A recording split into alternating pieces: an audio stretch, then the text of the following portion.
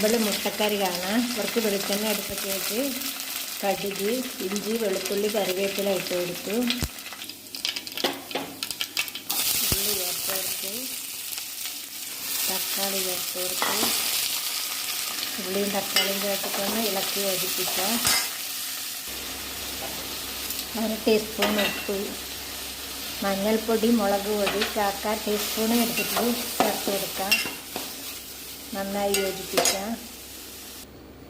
ഇവിടെ പൊടിച്ച ചിക്കൻ മസാല ഒരു 1.5 ടീസ്പൂൺ ചേർത്ത് കൊടുത്തു. നന്നായി ഇളക്കി കൊടുക്കാം. തക്കാളി വഴന്ന് വന്നിട്ടുണ്ട്. നന്നായിട്ട് കുറച്ച് കറിക്ക് ആവശ്യമുള്ള വെള്ളം ചേർത്ത് കൊടുക്കുക. 2 മിനിറ്റ് തിളച്ച കുറുകട്ട്. കറി കുറുകി വന്നിട്ടുണ്ട്. അതിന് മുട്ട ചേർത്ത് കൊടുക്കാം.